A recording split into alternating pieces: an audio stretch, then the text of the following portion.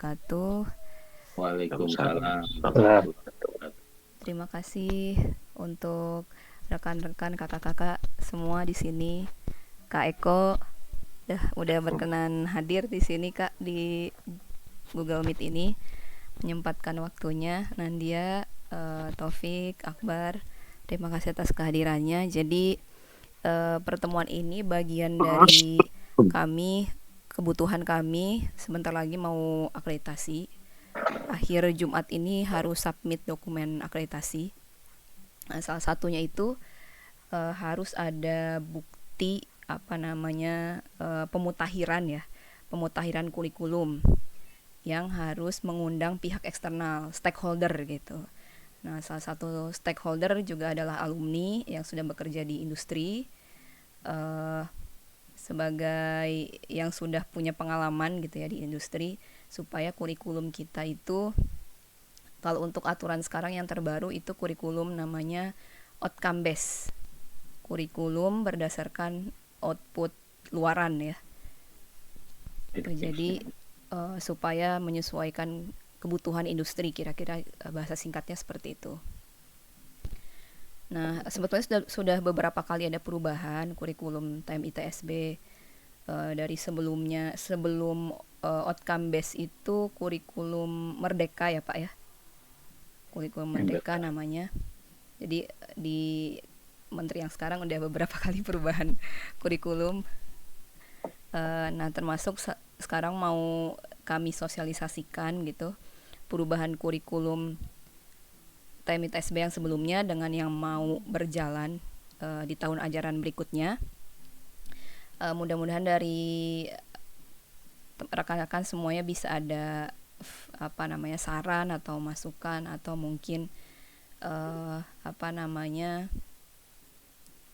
yang kira-kira bisa mengembangkan bersama-sama gitu ya kurikulum ITSB ini gitu. Sebelum sesi dari rekan-rekan, kami tampilkan terlebih dahulu ya di sini. Saya izin share screen dulu untuk perbandingan kurikulum yang saat ini sedang berjalan dan akan diperbaharui ke depannya 2024. Ini sudah kelihatan belum ya? Sudah. Ya, udah kelihatan. Nah, kurikulum yang saat ini berjalan itu kurikulum tahun 2020. Ini hasil pembaharuan dari proses reakreditasi tahun 2019.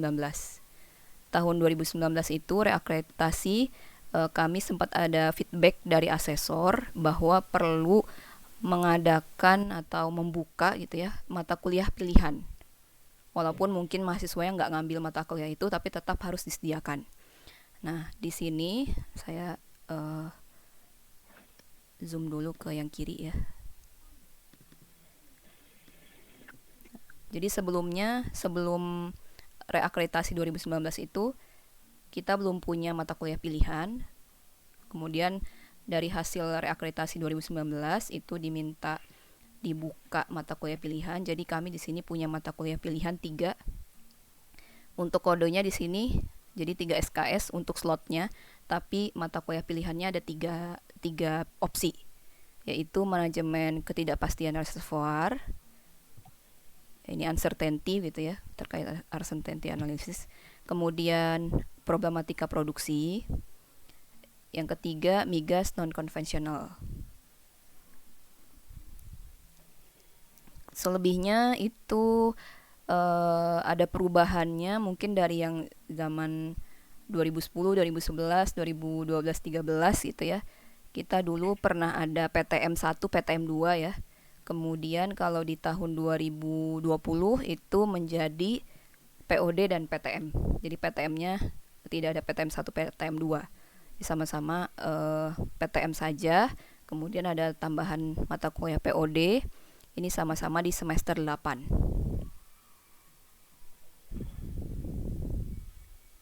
Kemudian tambahan lagi ada di production logging. Jadi dulu nggak ada production logging, di kurikulum 2020 ini ada production logging.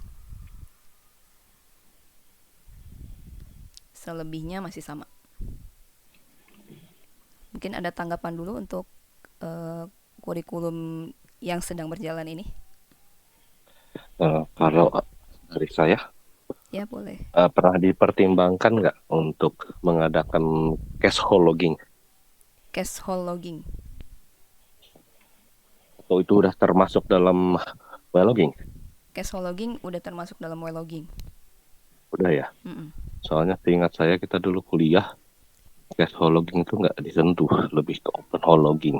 Iya, memang di well logging nggak terlalu difokuskan di open hole log, maaf, di cache hole log. Uh, Lebih banyak di apa namanya, di open hole lognya. Tapi ada pembahasan ya, mungkin satu materi itu terkait cache hole log. Oke. Itu dulu. Di production log juga disinggung juga sebetulnya di terkait cache hole log itu. Justru saya berpikir production logging apakah perlu dengan satu mata kuliah full? Sebenarnya kan production logging itu cukup kecil ya lingkupnya ya. Mm-mm. Mungkin berpikirnya malah di production logging itu dimasukkan juga cash hole logging. Iya. Jadi untuk pengenalan production logging dan cash hole logging itu udah bagus sih menurut saya. Karena open hole logging kan itu lebih ke rock properties. Iya, betul. Kalau cash hole logging itu ada kaitannya dengan kondisi wellbore. Ada beberapa juga di wellbore, dynamic wellbore properties. Mm-mm. Sama dynamic rock propertiesnya. Ditambah juga production logging itu salah satu bagian dari cash hole logging sebenarnya. Iya, betul. Bagian dari cache hole logging. Itu masukan pertama. Yang lain-lain kayaknya oke lah untuk mata kuliah tatapnya. Oke, terima kasih sarannya Akbar. Dari Satu Rayani, lagi ya, pengen boleh, tahu boleh. untuk software aplikasi software migas ini Mm-mm. eh, berapa software dan apa aja biasanya Kak yang diperkenalkan? Nah, sebetulnya software itu tiap mata kuliah ya, misalnya kayak well test, 3 pertemuan terakhir itu dikasih praktikum terkait software, Oh iya, kappa bagus. gitu kan ya. Kemudian sifat fisik fluida, 3 pertemuan terakhir dikasih software PVTP.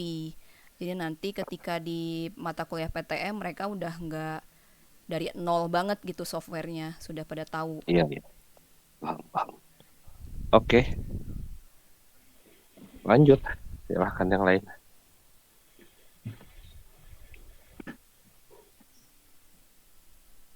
Oke, silakan. Konfirmasi sedikit, Kak Falza, Pak Iya, Aris. boleh, silakan. Jadi well logging itu tetap existing mata kuliah, tapi ada penambahan production logging seperti itu ya? Betul, well logging tetap ada, mata kuliah tersendiri, production logging juga tersendiri. Oke. Sebenarnya sepakat sih sama yang disampaikan Bang Akbar tadi. Cuman concernku lebih ke kalau semisal well logging ini aja yang ditambah SKS-nya untuk mengcover si production logging itu, sehingga nantinya mata kuliah pilihan tertentu yang menarik di industri bisa kita jadikan sebagai mata kuliah tetap tambahan, itu seperti apa, Kak? Oh, bisa, bisa. Kalau opsi mata kuliah pilihannya kira-kira saran dari Taufik apa? Ya boleh agak ke bawah dikit Kak, nanti mungkin dari abang-abang juga yang senior bisa ngasih tambahan juga. Ke yang tadi Kak, di sebelah kanan ya, ada Yang ini. ini mata kuliah pilihan yang lama, yang Ya. kedepannya kami eh, sudah draft ya, bikin draft. Ini baru draft yang sebelah kanan nih. Kolom L ini draft untuk pembaharuan kurikulum untuk tahun ajaran 2024 kira-kira. 2024-2025. Ada mata kuliah pilihan 3 tadi, manajemen ketidakpastian reservoir ini sudah berjalan, problematika produksi ini sudah berjalan, migas non konvensional ini sudah berjalan. Tambahan yang akan datang itu ada teknik panas bumi, kemudian analisis big data teknik perminyakan. Kemudian intelijensi artifisial. Ini kebetulan kita kolaborasi sama dosen dari prodi Sains Data. Jadi kita punya prodi baru, ada informatika dan Sains Data. Kita mau kolaborasi untuk mata kuliah analisis big data dan intelijensia artifisial teknik perminyakan. Ya. Saya mikirnya itu menarik Kak yang dua ini ya, analisis big data dan intelijensi artifisial. Cuman mungkin jatuhnya nanti akan terlalu berat juga bagi mahasiswa. Tapi gimana dikemasnya ini nanti itu yang menjadi poin penting ketika ini dijadikan mata kuliah wajib. Nah, poin Ini keduanya adalah mungkin bukan mata kuliah wajib, ini pilihan. Jadi nanti mahasiswanya boleh ngambil, boleh enggak gitu. Nah, iya Kak, maksudku tadi saya pengen yang bukan pengen sih propose in case nanti well logging itu production logging kita masukkan dalam logging Oke. dengan menambah SKS means bahwa ada satu slot untuk mata kuliah pilihan untuk Ya, kita jadi wajib gitu ya. itu Kak. Jadi akan ada tambahan knowledge lagi. Nah, jadi sudah tercover tadi untuk production loggingnya di well logging dengan penambahan SKS nantinya Kak. Karena benar kata Bang Akbar, kalau production logging sepertinya nggak terlalu banyak untuk materinya dijadikan satu kuliah khusus dalam satu semester. Seperti itu. Nah, teknik panas bumi juga menarik sih Kak sebenarnya karena walaupun di ITB sudah dipisah ya teknik panas bumi, tapi sebagai lulusan S1 karena kita ketika akan apply nantinya itu nggak terspesifik di migas aja ya. PNRS sekarang lagi berkembangnya juga. Jadi mungkin itu bisa jadi basic knowledge juga buat mahasiswa di saat seleksi pendaftaran awal untuk masuk ke dalam industri panas bumi tentunya Kak. Oh, ya, oke, kita catat dulu masukan-masukannya. Ya, itu dari saya. Kemudian tadi terakhir mata kuliah pilihan yang akan kami buat di tahun ajaran berikutnya itu salah satunya ada teknik CCS. Ini nanti mungkin yang mengampu ada Pak Joko juga gitu. Termasuk Akbar nanti Bang. Nah, termasuk kita mau ngundang Akbar juga untuk ngisi mata kuliah ini mungkin 2 pertemuan gitu, Bar. Insya Allah. Itu ahlinya itu Pak Kak. Iya, Nah, betul. iya. Jadi sudah kita sampaikan juga ke yayasan. Jadi Akbar tuh ya yang sisi S gitu ya. Sama sisi US gitu. Dan Pak Joko juga. Pak Joko tahu kan ya Akbar ya? Iya, tahu. Joksan, ya mantan Joksan. dirjen. Ya, Joksan sekarang jadi dosen NIDK di TM tuh. NIDK. Oh, iya. Bagus. Jadi dosen tetap di situ. Luar biasa. Iya. Nah, gitu. Pak Puji masih ngajar nggak sih, Pak? Masih Pak Puji. Pak Puji, Pak Puji. Itu nggak boleh hilang kalau Pak Puji itu. Pak Puji itu kan kalau sisi US kan canggih juga. Ya. Sebenarnya sisi US itu ya CO2 EOR. US-nya ya, utilisasinya ya. US ya. Bisa dibagi sebenarnya untuk US ya. Kalau saya murni CCS Pak di sini. Ya. Studinya murni CCS, disimpan aja. Ya. Ya, termasuk nyinggung dikit. Mulai kapan tuh Akbar, Altando sama Akbar, sama saya atau siapa? Karena saya tuh katanya Juni. Kemarin udah ngobrol sama Altando dari apa tuh April, aku bilang Juni aja Altando. Saya padat banget tuh bulan April, Mei, Juni ini sampai 15 Juni sebenarnya saya padat. Oh, 15 Juni. Ya kita bisa inilah nanti ya kita barengan gitu ya. Nah, karena udah dengar kan ceritanya ya dari Altando juga kan ya. Nah, itu jadi Pak Joksan juga yang mendaki yang namanya CCS itu ya prodi PM gitu ya. Bahkan di asosiasi juga Mas DA tuh sampai sampai sedih juga kenapa bukan anak TM gitu yang banyak meneliti mengenai CCS, CCUS, justru dari yang lain gitu ya. Gitu. Baik. Sebenarnya CCS itu luas juga Pak Aris. Bahkan orang-orang yang kalau di Perancis misalkan itu studi CCS banyak dilakukan orang-orang yang net surface, jadi semacam teknologi tanaman yang bisa nge-absorb CCS karbon. Jadi itu pun masuk kaitannya juga CCS. Oke. Jadi kalau kita ini memang cakupannya adalah geological carbon storage. Karena carbon storage kan macam-macam ya. Mangrove pun bisa dianggap sebagai carbon storage. Betul. Jadi kita nanti cakupannya memang fokusnya adalah geological carbon storage, nyimpan karbon di struktur geologi. Nah itu aja permukaan. Oke. Di bawah permukaannya juga ada yang namanya near surface carbon storage, ada yang deep carbon storage. Nah kita tuh lebih ke deep sebenarnya, karena udah di bawah 500 meter. Biasanya gitu. Memang agak dispesifikan sih nanti teknik CCS ini, istilah CCS biar tahu. Mungkin di kita tahunya CCS kan lebih ke sebenarnya ke geological carbon storage itu. Tapi kalau kita bicara CCS secara luas itu macam-macam. Bahkan di forestry aja, ilmu kehutanan itu ada juga CCS ya.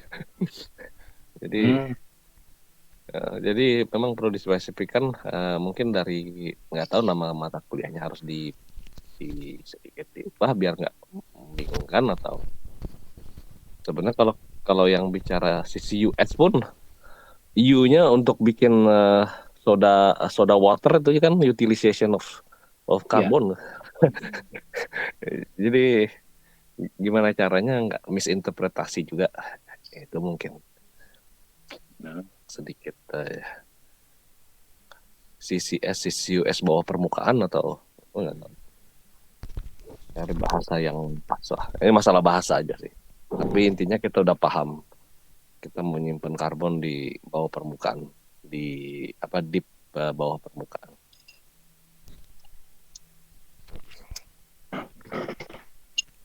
Oke, baik Pak Akbar, nanti kita diskusikan lagi ya mengenai hal Siap. itu. Baik, selanjutnya silakan Bu Falsa. Iya, dari Kak Eko atau Nandia mungkin ada saran? Izin nambahin dikit boleh ya? Boleh Kak. Wajib. Ya, jadi wajib. Ya, jadi kebetulan kan beberapa tahun ini saya khusus di EOR gitu ya, kegiatan EOR nih. Beberapa kali juga saya interview teman-teman gitu ya. Ada mungkin beberapa dari ITSB, kemudian dari kampus lain juga. Ketika mau masuk ke bidang tersebut gitu ya, ke khusus EOR gitu. Nah begitu tanya tentang EOR, mereka pengetahuannya mungkin masih terlalu sedikit lah ya. Mungkin baru aware ya, dibilang basic pun belum, baru aware aja.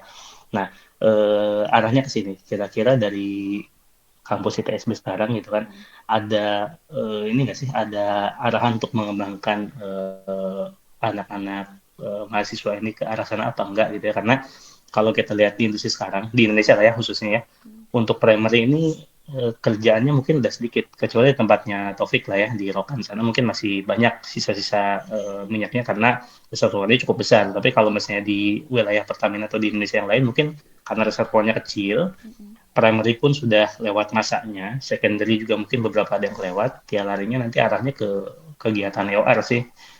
Mau kegiatan apapun itu ya, mulai dari chemical, thermal, atau dari sisi CO2 gitu ya. Nah, kalau dari kampus sendiri, kira-kira ada arah pengembangan ke sana atau enggak? Kemudian kalau ada, apakah di kampus sekarang udah ada lab, sedikit aja lab yang mengarah ke EOR itu atau belum? Gitu.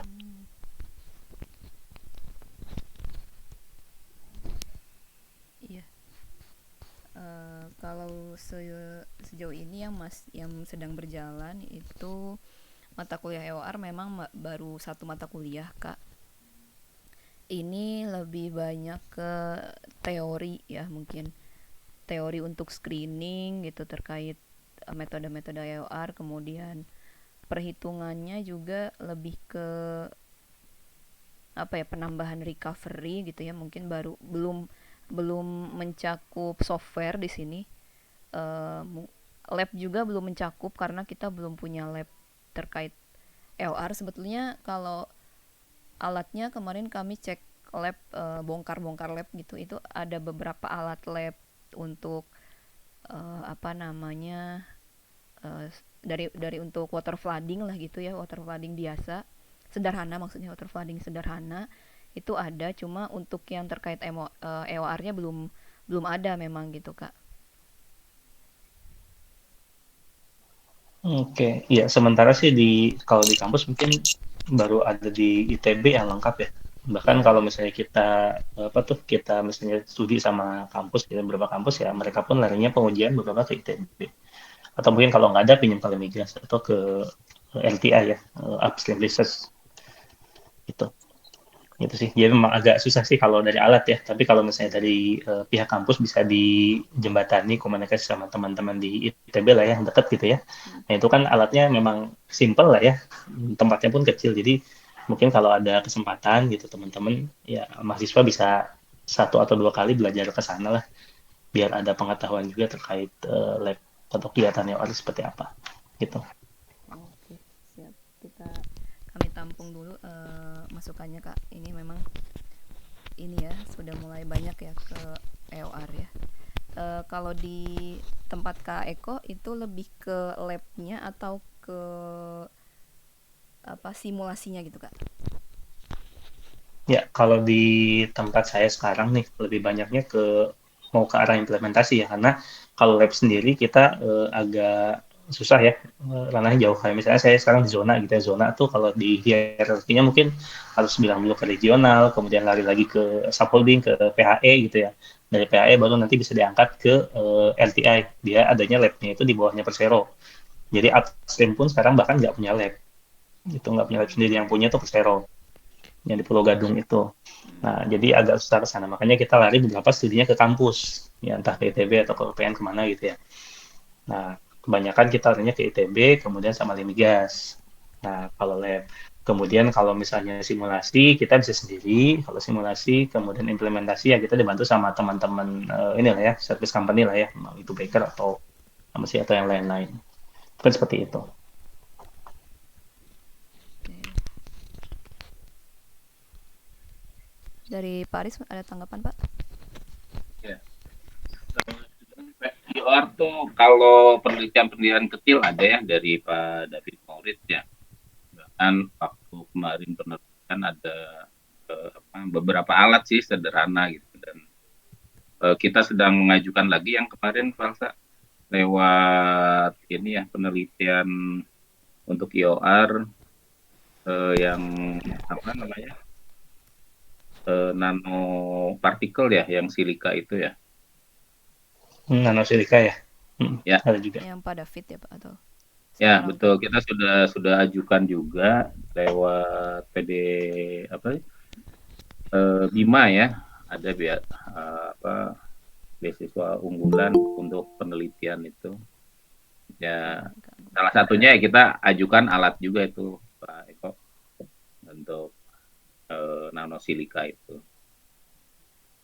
Ya, kita terbentur di alat sebetulnya. Oke, siap. Kalau nanosilika yang sekarang ini di Undip, Mas Aris? Oh, sedang Undip berjalan. lagi jalan sama LTI. Rencananya mau nembak di Jambi juga katanya. Cuman belum tahu nih. Masih di lab ya statusnya. Oke, kalau ya info dari EOR yang kemarin seperti itu. Jadi untuk ya kami sendiri ingin sih membuat labnya juga, namun pertama ya keterbatasan ruangan juga ya. Jadi lab yang sekarang tuh yang Mas Agung dirikan itu dari satu ruangan ya, kemudian kita bagi dua jadi lab modeling dengan satu lagi sifat fisik batuan ya. Nah, kemudian dari sifat fisik batuan itu kita bagi dua lagi Jadi kita dapat hibah dari PT Soltis ya. Jadi lumpur pemboran. Nah itu, dan sekarang kita mau running ya. Kebetulan sudah ada support pembiayaan. Mungkin nanti Mas Taufikur Rahman bisa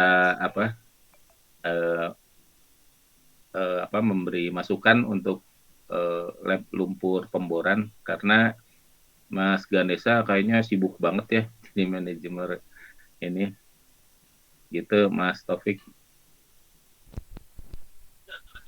Iya Pak, beliau sekarang ini sih manajer di ini kan ya, zona 4 Zona di 4. WI. Bener. Nah, perihal lab ini sih Pak sebenarnya. Itu kemarin pada saat mata kuliah memang yang menjadi concern saya juga itu sih Pak. Sayang banget kita ada alat-alatnya tapi nggak pernah dipakai. Tapi in another case, saya juga lagi nggak di sini Pak. Maksudku saya di domisili di Pekanbaru kan ya Pak.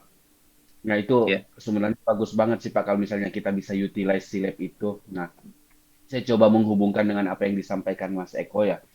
Sebenarnya masalah interest daripada mahasiswa ini itu bisa kita cover dengan diadakannya atau diwajibkannya magang tadi Pak. Seperti itu yang sifatnya pilihan menjadi wajib.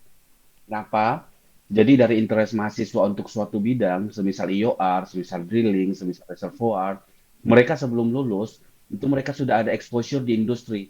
Seperti apa kegiatan itu di dunia kerja yang nyata. Selain daripada itu nilai plusnya juga jatuhnya itu akan membuat hubungan industri itu semakin bagus, Pak. Kalau misalnya bisa saya ambil contoh mungkin kayak Fadel. Fadel kan kemarin salah satu ya, mahasiswa yang bisa tembus masuk Saka. Hmm. Impact-nya apa? Impact-nya dia baru lulus laku banget, Pak, ke sana kemari dia karena industrinya bagus dia.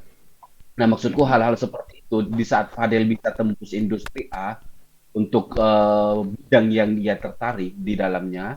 Nah, harusnya mahasiswa-mahasiswa lain diwajibkan juga, Pak. Jadi sayang banget kalau misalnya ada mahasiswa yang sampai lulus itu nggak kenal yang namanya kerja praktek dan bahkan tesisnya kalau misalnya saya review belakangan ini itu jatuhnya tipikal. Jadi skripsi apa yang sudah dikerjain sebelumnya mereka cari cara mudah biar cepat lulus ya mereka ambil topik itu dengan mencoba modify datanya atau mengganti datanya.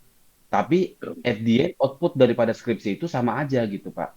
Kalau misalnya mereka diwajibkan untuk magang di industri, walaupun mungkin yang akan jadi PR besarnya adalah di ITSB itu sendiri untuk gimana caranya ngebangun industry relation ya, agar bisa tembus mungkin menjembatani si mahasiswa itu agar bisa tembus ke industri. Mungkin kalau misalnya saya ambil contoh, saya cukup curious juga ya dengan Trisakti. Karena Trisakti itu kan mereka ya yang beratnya adalah mahasiswanya disuruh bayar. Tapi kampus yang akan menentukan si mahasiswa ini akan eh, KP di mana atau tugas akhir di mana gitu. Ya ada trade off-nya gitu Pak. Mungkin mahasiswanya akan membayar sekitar amount tertentu, tapi impact-nya adalah mahasiswa itu yang mungkin tidak ada relasi sama sekali di industri, tidak ada kenalan sama sekali, dan mungkin sifatnya adalah yang memang kurang aktif juga untuk mencari hal-hal seperti itu. Nah, itu bisa dapat kesempatan untuk bisa dapat exposure di industri sebelum lulus. Seperti itu, Pak, maksud saya. ya, ya. Ya betul Mas Taufik, kita sejak lama sih sebetulnya ingin mengadakan kerma dengan industri oil and gas ya. Jadi nyempet beberapa sejak lama sebetulnya sebelum COVID Mas Agung udah hadir nih. Nah, Mohon maaf telat Pak. iya, dulu saat mungkin Mas Taufik masih ada ya saat 2017 apa udah lulus? 2017, saya masih ada sih, Pak. Masih Masih, ada Pak. ya, yang waktu Ya, di Pak. hotel mana tuh dengan SKK Migas tuh Pak Wirat. Nah, bahkan Pak Wirat menyarankan kalau ITSB itu buat MOU dengan kami gitu. Beliau baru tahu oh ada teknik perminyakan di ITSB. Setelah itu ya kita inisialisasi, nah kemudian kita ajukan, namun ya terbentur ya di rektorat ya. Jadi dan beberapa kerjasama juga Mas Agung sudah presentasi mengenai sama ya Mas Agung ya, mentoknya kayak gitu, kita jadi nggak bisa apa-apa. Bahkan Mas Puji juga kan waktu itu ada lab ITB tuh dapat hibah ya dari apa ya, yang besar itu Mas Agung, Iya lupa Chevron kalau nggak salah ya. Chevron ya, jadi kan hampir total diganti ya. Nah, kita mencoba agar peralatan lab yang di ITB itu dipinjam oleh ITSB dengan batas waktu yang tidak ditentukan. Karena kan kalau sudah nggak dipakai itu jadi besi tua di ITB, tapi tidak boleh dijual belikan karena itu aset negara. Sama juga, jadi prosedurnya seperti itu yang pada akhirnya ya kita angkat tangan gitu. Jadi ada pihak manajemen yang Kontainer di seberang nggak ada yang tersedia, Pak Aris, bisa dipinjam. harusnya kontainer juga salah struktur Mas Akbar, sekarang baru dipakai gitu. pakai musola sama kantor ya, jadi getar itu, jadi Iya. apalagi lab. Bahkan waktu itu Mas Ganesa habis project di mana nawarin untuk lumpur pemboran nih, Mas ada satu box truck gitu ya, kita mau kasihin ke ITSB. Ya gitu juga sulit, pada dikasih aja sulit gitu ya. Dan yang utama ya nggak ada tempatnya kurang ya. Jadi Iya, Pak. yang sekarang dari PT Soltis juga kemarin saya rapikan labnya, ternyata ya bahan-bahan buat praktikumnya sudah pada ini ya, sudah pada reaksi semua gitu, udah jadi keras, ada yang mencair, macam-macam gitu. Jadi ya kita keterbatasan oleh tempat ya sebetulnya ya. Iya. Kalau linknya sih sudah ya. Ya. Satu lagi Pak, sejauh mana MOU kerjasama antara Soltis dengan ITSB Pak? Kalau boleh tahu, apakah sekedar penghibahan alat lab ke ITSB atau ada hal-hal yang mungkin bisa kita jadikan jembatan ke industri? Nah, maksudnya seperti ini Pak, seandainya kita bisa nitip satu aja secara kontinu tiap tahun ada anak ITSB yang bisa magang di Soltis, itu akan jadi big opportunity buat kita di industri Pak. Kenapa saya bilang gitu? Soltis ini salah satu lokal company. Kita compare dengan Big Four ya, semisal service atau mungkin kalau misalnya operator kan agak sulit untuk tembusnya. Nah, sejenis Soltis-Soltis ini atau mungkin ada Matra Unika Tama atau lokal company lainnya yang bergerak di migas, itu biasanya mereka post-rec, Pak. Jadi maksudku kalau misalnya satu bisa magang di situ, dengan dia magang di situ performanya bagus, dia bisa masuk. Nah, itu sangat bagus juga Pak untuk keberlanjutan kerjasama industri kita dan juga untuk ini ya securing job gitu Pak bagi mahasiswa-mahasiswa yang memang memiliki high interest di bidang itu. Jadi kalau misalnya itu bisa kita genjot untuk bisa nitip satu aja anak magang di Soltis dan dia performanya bagus, ya khususnya yang tertarik ya di drilling. Nah itu sangat bagus Pak karena Soltis ini menurutku seringnya ya mereka itu close rec Pak. Jadi apa yang udah ada itu yang akan mereka pakai, nggak pernah mereka rekrut besar-besaran. Ya, betul. Ya, betul sekali Mas Taufik. Bahkan dari pihak Soltis juga, Pak siapa ya manajernya sama yang di labnya juga menawarkan hal seperti itu ya. Namun kembali lagi kita sih welcome, namun ya kembali lagi keterbatasan di kampus itu. Ya. Bahkan Pak Jimmy Center tuh nanya, Mas saya bisa jadi asisten lab di sini gitu ya. Jadi dia untuk megang lab pemboran gitu. Bahkan dia juga bersedia gitu. Nah itu yang harus kita tindak lanjuti. Itu Mas Taufik, informasi terakhir ya. Keterbatasan di kampus itu seperti apa Pak? Karena ini menurutku bisa jadi big stopper juga buat buat kita gitu Pak. Kalau misalnya akan seperti itu terus. Ya, pertama kita sebetulnya sekarang baru pergantian pimpinan ya, jadi rektornya diganti. Kemudian yang support biaya juga bukan dari Sinarmas Land, tapi kita dari Sinarmas Mining. Nah itu. Nah dengan perubahan pimpinan ini kan tentunya kita harus dari awal lagi ya. Namun kemarin cenderung lebih support juga selagi kita ya personilnya ada ya. Seperti kemarin kita mengajukan untuk simulasi reservoir ya berhasil. Saya minta PC yang bukan rakitan gitu ya, 10 unit, dan kita disetujui ya Bu Falsa ya. Iya.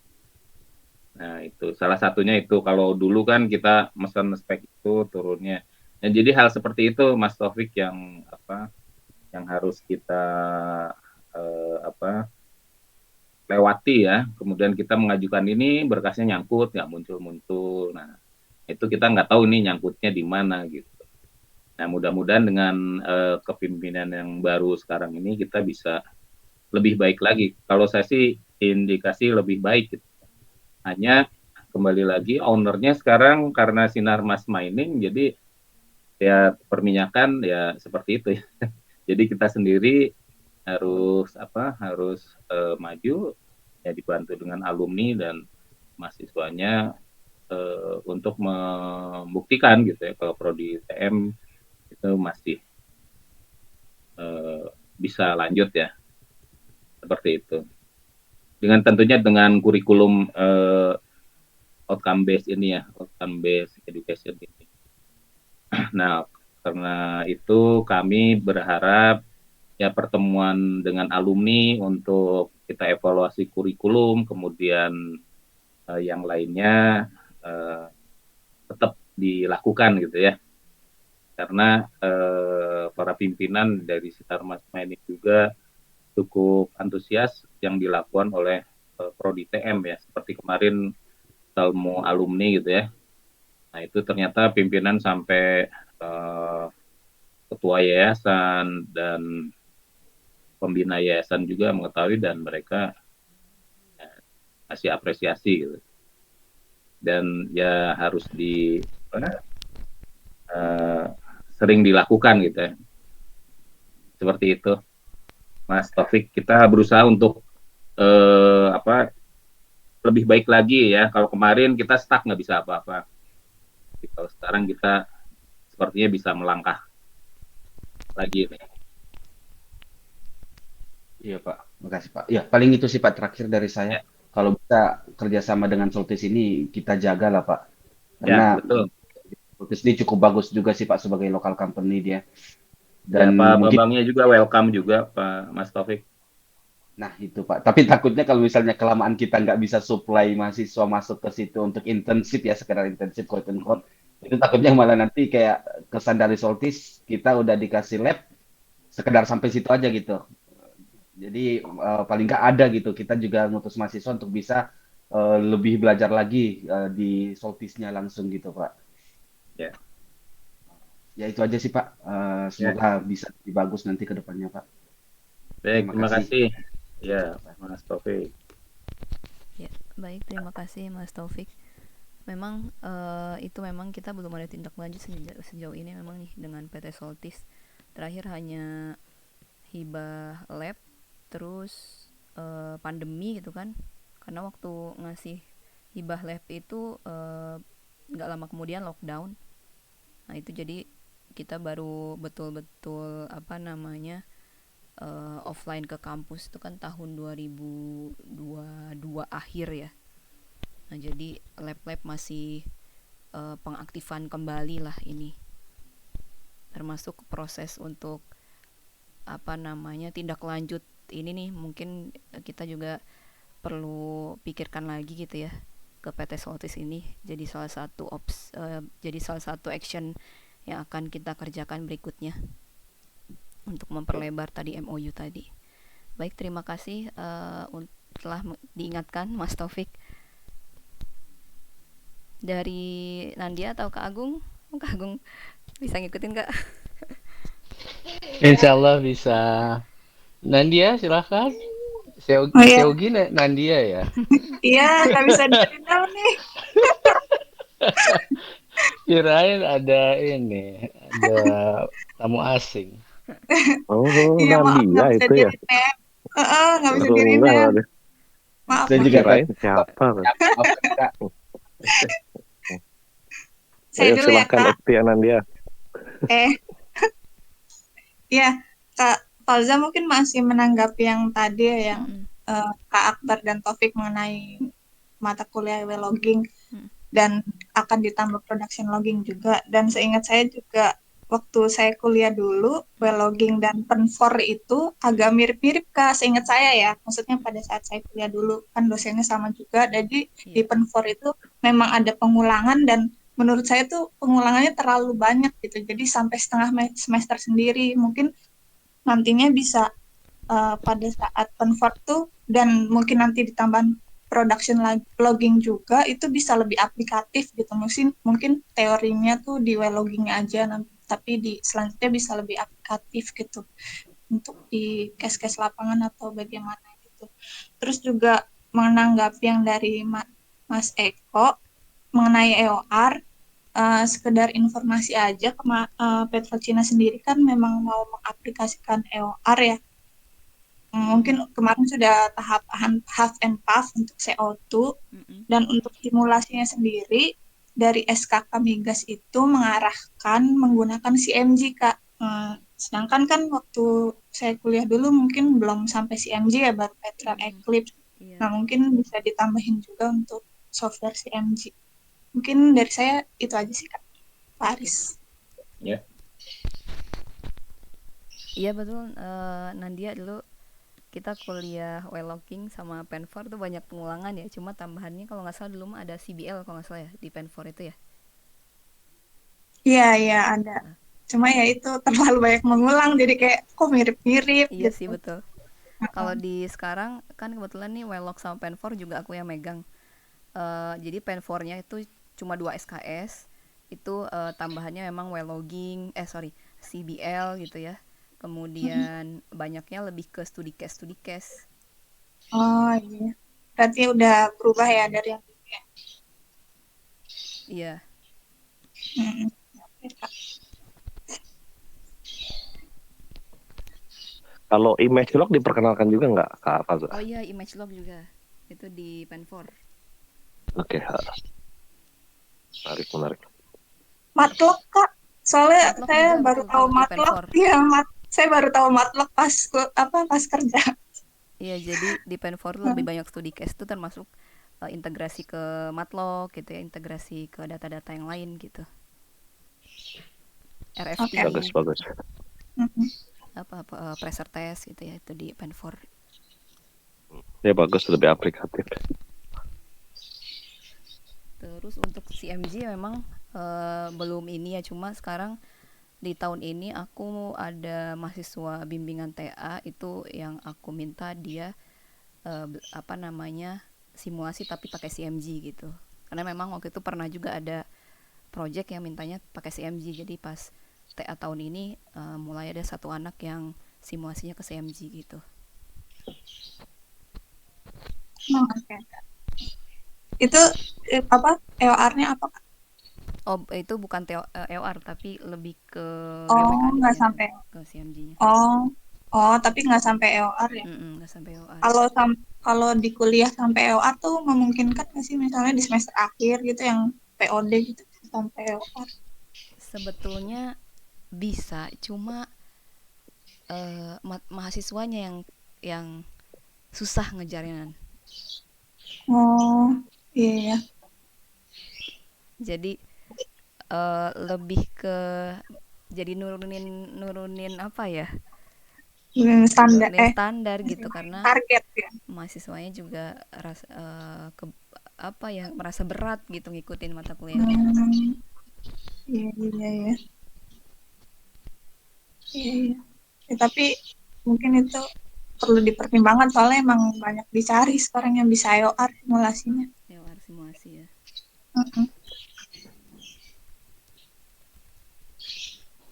Mungkin perlu ini kali ya, kita ada kuliah kalau misalnya nggak bisa offline, online kali ya. Ya perkenalan terkait EOR mungkin Nadia. Jadi menarik minatnya mahasiswa, siapa tahu mau ke sana gitu. Iya sih, nanti kami agendakan untuk mengundang Kak Eko nih. Iya, Mas Eko.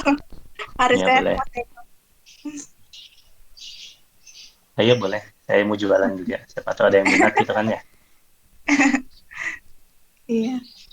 Nah, untuk undangan itu baiknya di hari kerja atau gimana, Mas Eko? Di hari kerja agak sore ke malam mungkin, Mas Aris. Oh, sore ke malam ya. Kan kadang ada yang jangan pakai weekend gitu ya. Jadi kalau di hari kerja nanti kami meminta secara khusus, secara institusi gitu ke tempatnya Mas Eko, sehingga seolah ada penugasan gitu dari itu untuk ke kampus. Boleh Mas Aris, di hari kerja aja nggak apa-apa. Nanti Ya. saya luangin waktu, saya siapin materinya. Ya, artinya enggak pas hari kerja, jam kerja gitu. Jadi Mas Eko seperti ya penugasan dari pusatnya gitu, atau nantilah kita diskusikan lagi ya.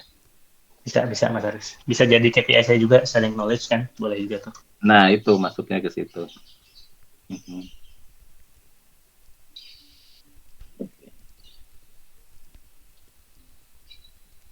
Oke. Baik, terima kasih dari Nandia, Kak Eko. Dari Kak Agung ada yang mau disampaikan, Kak? Oke. Ya pertama-tama saya mau lebaranan dulu. Minal aidin wal faizin, mohon maaf lahir batin. Pak Aris, Kak Falza, Batin, Kak Sama Agung. Kak. Mohon maaf lahir batin. Eh, terus ini punten juga baru bisa join setengah jam lewat ya.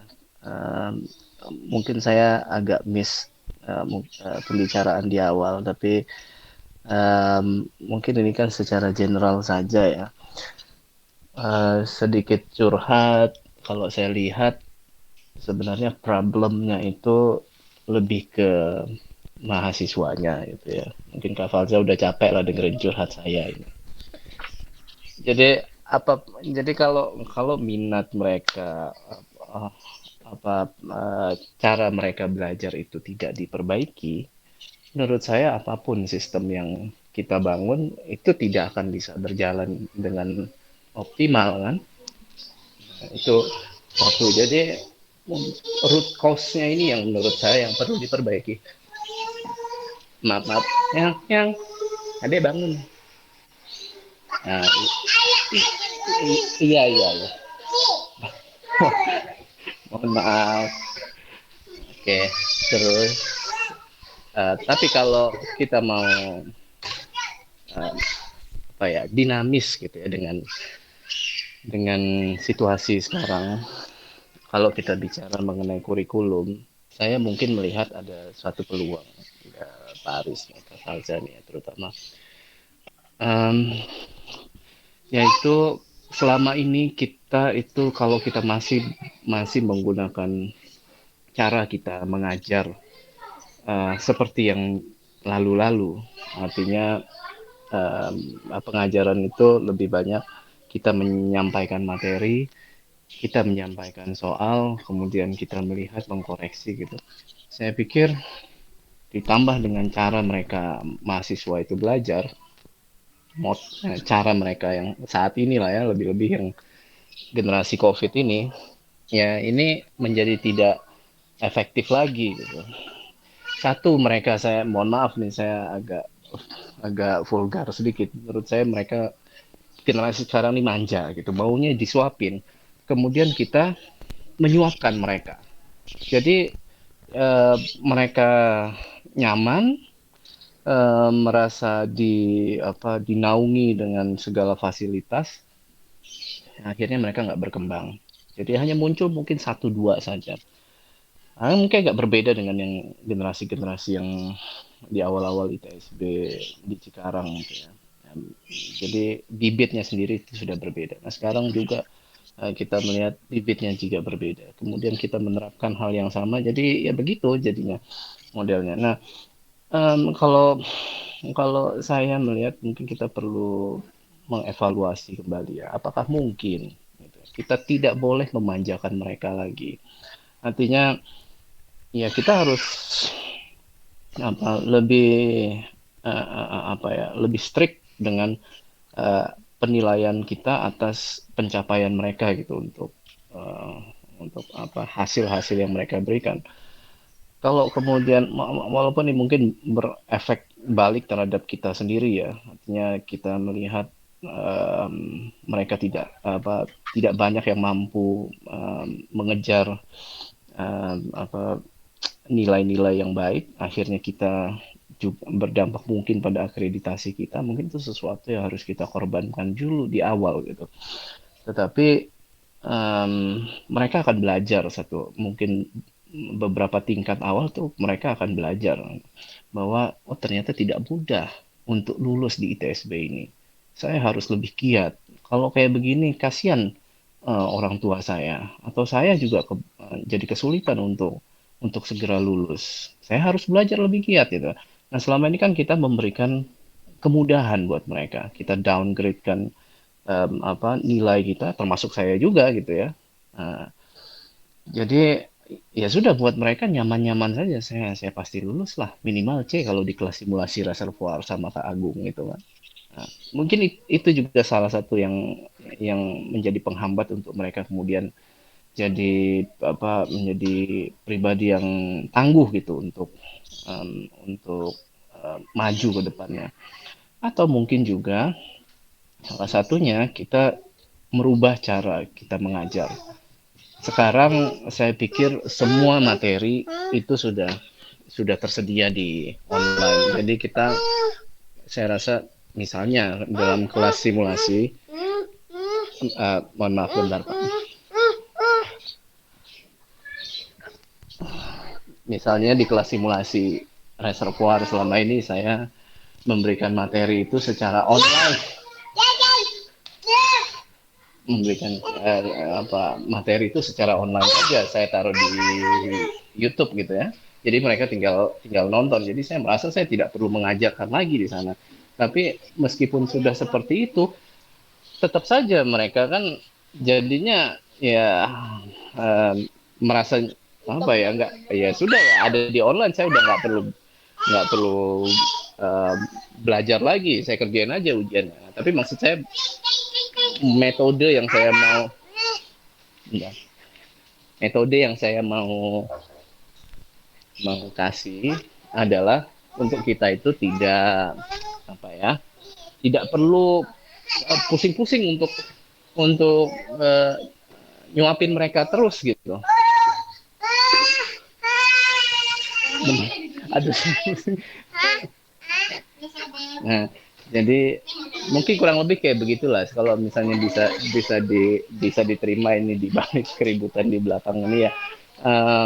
Intinya lebih kurikulum itu bisa dirubah menjadi lebih banyak ke studi-studi biar mereka saja yang pusing untuk mikirin apa ilmu di balik itu gitu. Biar mereka yang pusing untuk cari papernya, cari materinya, belajar sendiri gitu. Kemudian kita cap juga nilainya supaya ya yang hasilnya bagus ya memang bagus. Kalau Anda nggak bisa bagus ya Anda nggak bisa lulus di mata kelas ini gitu. Nah, seperti itu. Mungkin itu dari saya untuk opini saya melihat generasi yang sekarang, Pak Aris Kafalza.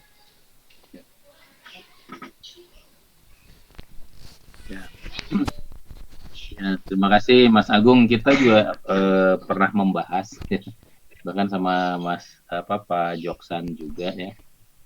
Nah, jadi kita evaluasi hasil ujian. Nah, ternyata memang generasi sekarang seperti itu. Mas Puji juga sampai geleng-geleng kepala. Bahkan ada Bu Falsa ya malah ditegur sama Pak Joksan ya. Nah, kenapa? Ya, ditegur. Kok nilainya seperti ini ya? Ya gitu.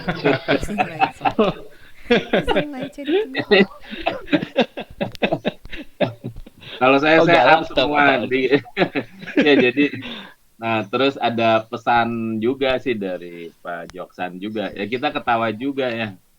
Nah, jadi ada beberapa yang masih metode yang ya lumayan gitu ya. Namun kemarin anaknya juga nggak pada masuk ya, Bu Falsa ya? Hari Jumat kemarin.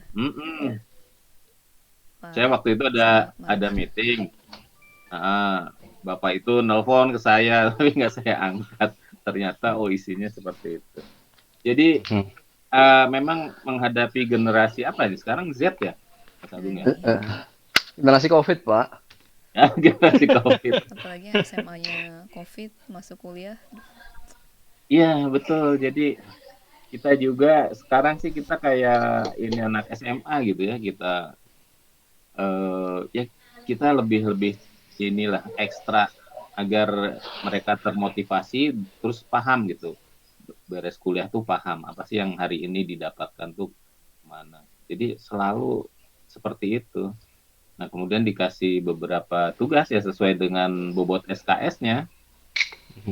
Ya, gitu ya.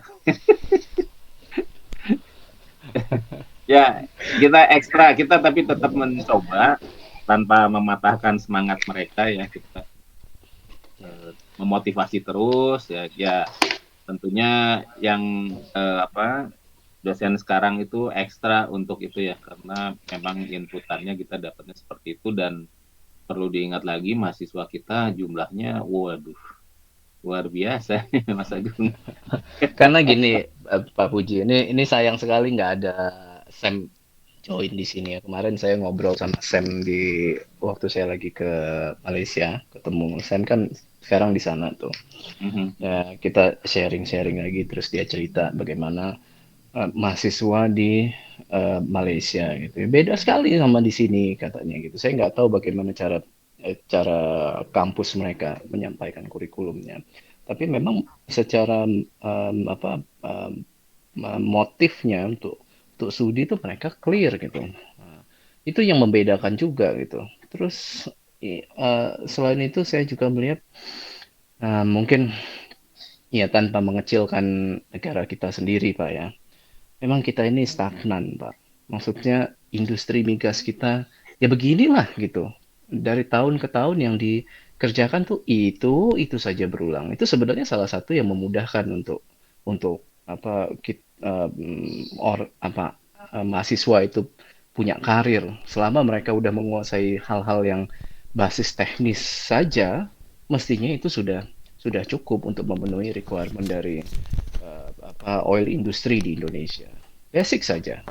Tapi kalau di luar negeri itu beda, Pak. Gitu. Mungkin Mas Akbar tuh lebih ngerti lah. Di luar negeri mereka tuh lebih expand untuk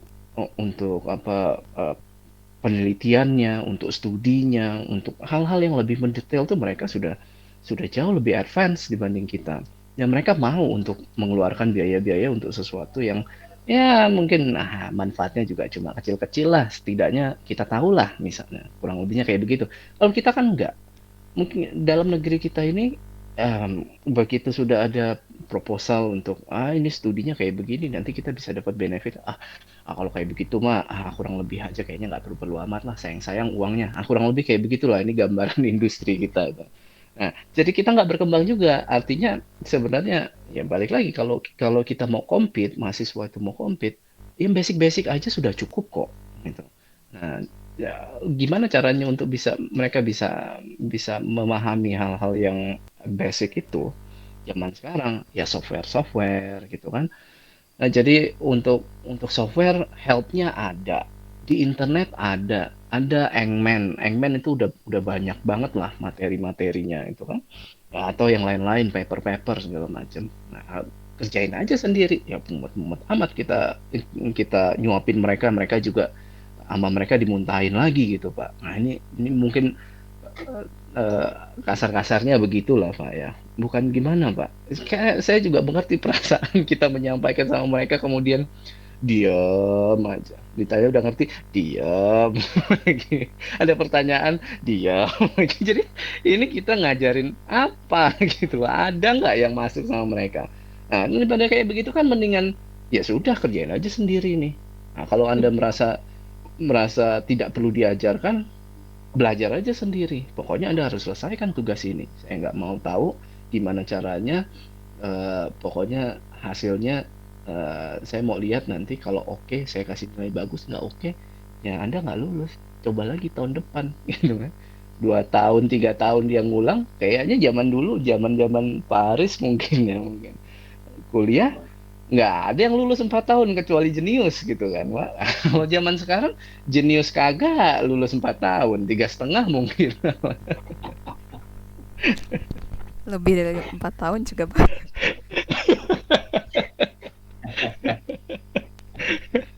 Gitu, Pak. Tapi kalau saya pribadi ya, nggak tahu sih sebenarnya yang namanya belajar itu kan atau rasa keingintahuan itu kan curious dari masing-masing anak ya. Saya nggak ngerti sih, saya udah lama nggak ngajar di Indonesia.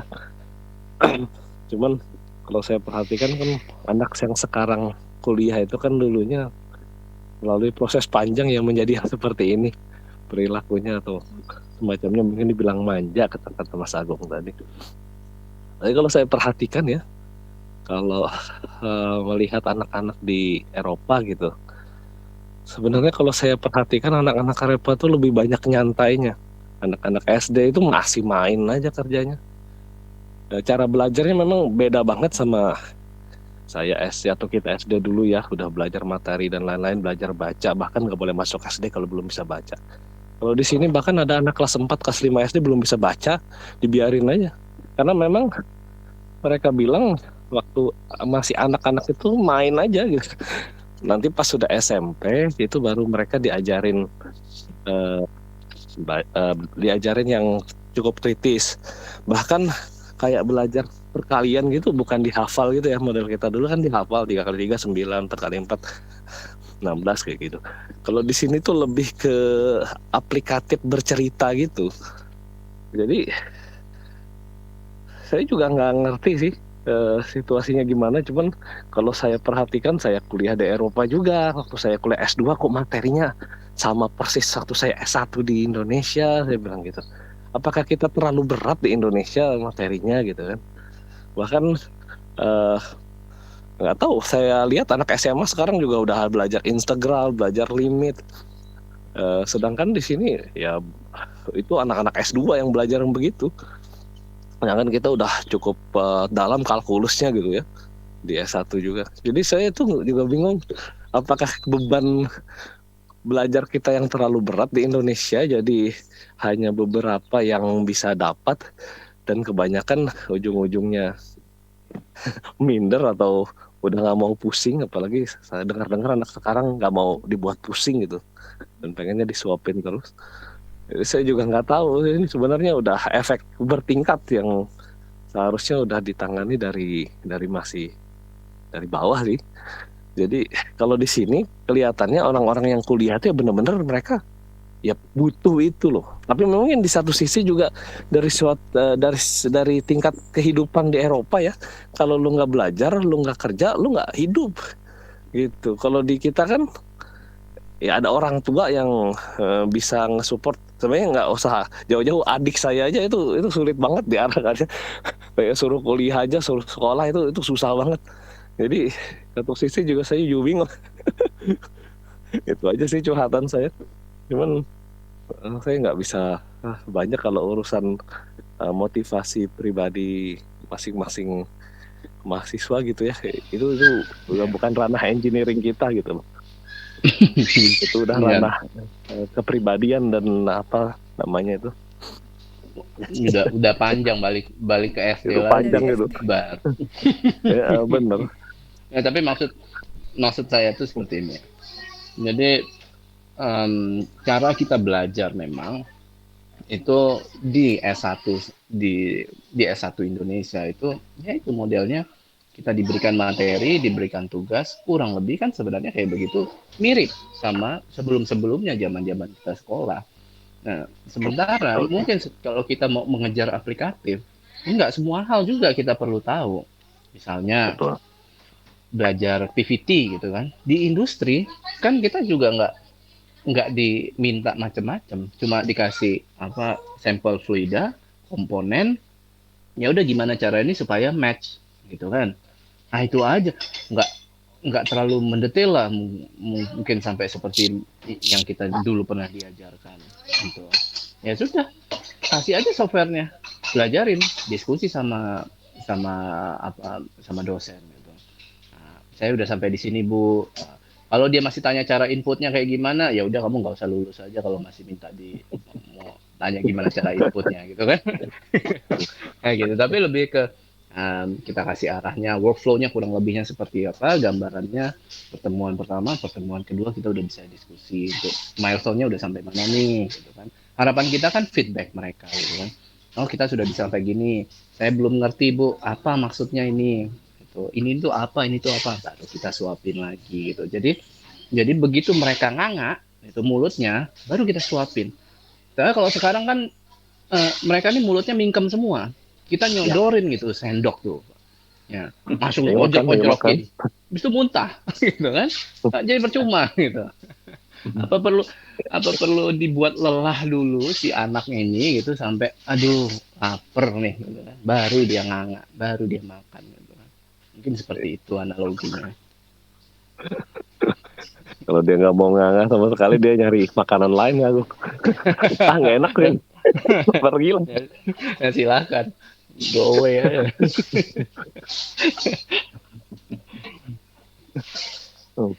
Ya, gitu Pak Aris. Ya.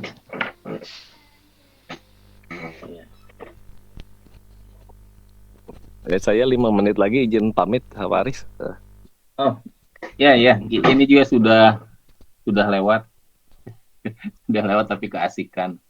Nah, kemudian mungkin ini dari para alumni bisa mengingatkan lagi ya. Kita tuh ada tracer study, sudah saya kirim juga lewat email, namun alumni ya responnya kurang apa ya. Ya harus satu-satu dan itu juga responnya kurang juga. Jadi dari 121 sampel ya alumni lulus tahun 2019, 18, 20, 21 itu baru ngisi 34 gitu ya. Jadi kurang sekali. Sementara untuk tracer study ini poinnya besar ya Bu Falsa ya. Untuk nilai akreditasi. Nah itu. Jadi mungkin Mas Akbar, Mas Taufik bisa diingatkan atau punya grup seperti apa gitu ya untuk mereka mengisi yang sudah saya kasih dari link WA grup pribadi juga ya di email ya. Nah itu. Pak Aris, ya. Punten. Ini sayang juga nih di sini nggak diundang ketua alumni kita. Siapa ketua alumni kita? Imam Zulkifli. Oh, Zulkifli ya. Iya, kan dia ditunjuk langsung Pak, mandat dari ini Pak Puji jadi ketua alumni. Gitu. Nah, ekspektasinya sih sebenarnya untuk hal-hal yang kayak begitu, ya dari inilah alumni walaupun sebenarnya organisasinya juga belum matang gitu. Tapi upayanya supaya nanti turun lagi abis dari imam kasih apa lagi walaupun secara organisasi mungkin cuma ada imamnya doang sebagai ketua wakilnya nggak ada. Nah, itu sih nanti kita coba saya juga coba sampaikan. Ketua alumni perlu diturunin ke angkatan bawah Kak, soalnya angkatan bawah jadi nggak kejangkau gitu, nggak keraih gitu. Nah, boleh maunya ya, juga 2000. Begitu boleh kan tuh. Dulu tuh rencananya gini Pak, imam habis itu buat wakilnya yang muda. Nah nanti yang muda gantiin jadi ketua, dicari lagi yang lebih muda buat wakil. Jadi kan jadi regenerasinya itu jelas gitu kan, tahu programnya kayak gimana, apa yang jadi kebutuhan dari kampus itu yang kita bisa turut andil gitu apa saja itu maunya. Ya udah, punten saya pamit duluan ya. Foto dulu ya. Bentar baru foto dulu. Ini dulu. Oh, boleh. Mungkin. Aduh. On cam Kak. Saya lupa kepala. Iya. Oke, difoto dulu ya. Sebentar, 1, 2, 3. Ya, udah. Yo, makasih. Nan mau arisan, Nan. Kami rapi. Alhamdulillah. Jadi Jangan udah rapi-rapi, ini. Kak. Hati- ah, Ya udah nggak apa-apa. Gak apa-apa. Aku baru tahu loh. Iya Dan emang. dia sekarang berhijab. Iya. Iya. Udah ada.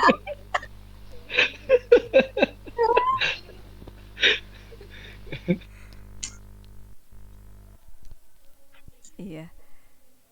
Ya, izin pamit ya. Iya, makasih Oh, iya. Akbar. Assalamualaikum. Terima kasih, banyak. Akbar. semuanya. Akbar. Kabar baik semuanya. Lagi. Sama-sama. Salam buat keluarga Akbar. Siap, siap. Itu nuhun. Iya. Iya, mungkin untuk hari ini bagus sekali ya acaranya dan bisa kita lanjut agendakan juga ya, Mas Agung, Mas Taufik, Mas Cecil, boleh. Mas Eko gitu ya. Jadi ya untuk ya PM ITSB itu baiknya bagaimana support dari alumninya, terus ya, termasuk yang lainnya juga ya. Karena ya Ketuanya ini juga kita- nanti diundang, Pak. siapa? Ketuanya Oh. nanti diundang. Iya, sesi khusus nanti. Versi Iya. khusus. Ya ngobrol santai lah kayak gini lah. Gitu. Iya. Tapi ya tadi masukannya bagus sekali, udah saya catat juga, Pak Sedi udah catat. Ini untuk masukan ke evaluasi kurikulum OBE yang akan kita ujikan, kemudian masukan dari Mas Agung juga yang kita perlukan, Mas Taufik, Mas Eko juga sama mengenai IOR, karena ya kembali lagi ya personil di kita 4L ya Mas Agung ya. 4L lu lagi gitu. Sementara PR kita banyak ya, kemudian kita delegasikan juga nggak konek-konek, kurang sinkron. Jadi nah sekarang malah yang kerja babak belur tuh Bu Falsa nih, karena database-nya bagus ya, kemudian milenial. Jadi saya gerak cepat. Saya ternyata nyimpen sini, kemana ya? Udah hambatannya udah ada aja. Gitu. Jadi Kayak kerja ya, berdua saya- dong, Pak. Ya, gimana? Kayak kerja berdua doang nih jadinya. Bu Falsa yang bisa jawab.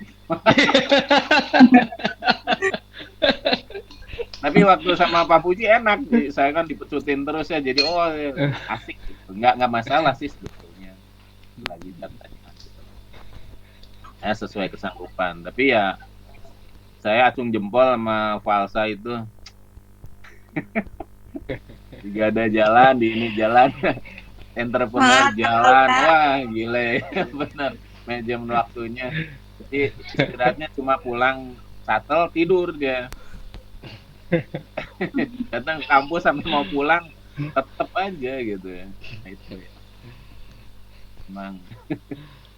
Makasih Bu Fals. Cung Semangat. jempol. Semangat. Baterainya bagus. Nggak tahu apa nih baterai. Oke Mas Top, nanti kita tindak lanjuti lagi dengan PT Soltis ya. Memang saya juga ingin diskusi ya sama ada Pak Jimmy Kanter sama satu lagi tuh Mas siapa, karena Mas Ganesha udah bener-bener sibuk tuh, udah susah sekali dihubungi.